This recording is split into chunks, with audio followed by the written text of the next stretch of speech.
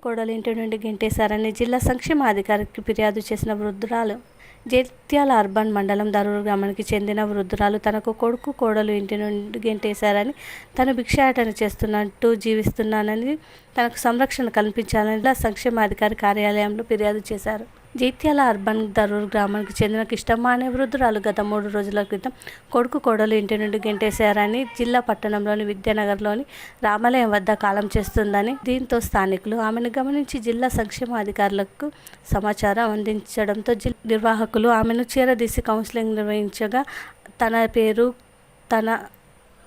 తన పేరిట ఉన్న ఇల్లును కొడుకు తన పేరిట చేసుకొని పోషించడం లేదని అధికారులకు తెలిపారు.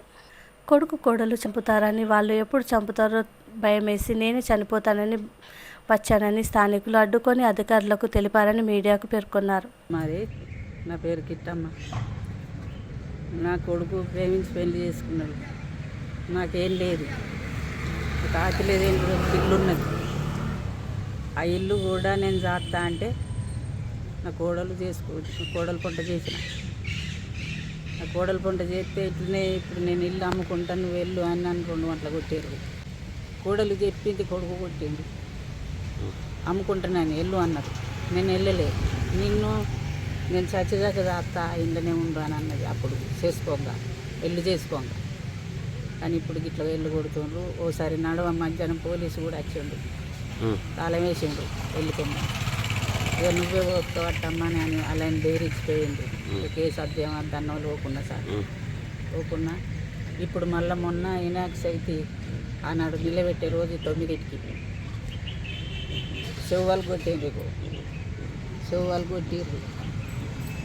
కోడలు చెప్పింది, కొడుకు కొట్టింది.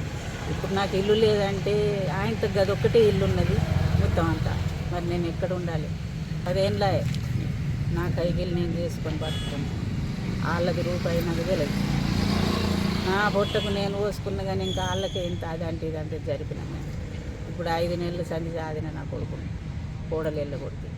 మళ్ళీ కోడలకు కలిసిండు, నన్ను పని చేసిండు. నేను ఎక్కడ పోవాలి? ఇక నాకు పెట్టేటోళ్ళు లేరు. అమ్ముతానంటే అమ్మనిస్తలేదు. నేను ఎక్కడ ఉండాలని అడుగుతున్నా. వెళ్ళగొట్టారు సార్. వెళ్ళగొడితే నేను ఇక భయానికి ఇక మళ్ళీ చంపుతారని అంటే నేను ఎక్కడ వినాయకులు అన్నదానం అయితే అక్కడ వినుకుంటా. నేను ఎక్కడ దొరుకుతా అక్కడనే అంటాను, గడుపుకుంటా అత్తను. కొడుకు కొట్టిండు, కోడలు చెప్పుడు, కొడుకు కొట్టుడు. ఇద్దరు అమ్ము అని నేను అమ్మనయ్యా అని నేను అన్నందుకు నన్ను కొడుతుండ్రు. గంటకు కోడలు ఇక్కడ ఉంటలేరు, నా దగ్గర కిరాయికి ఉంటుండ్రు.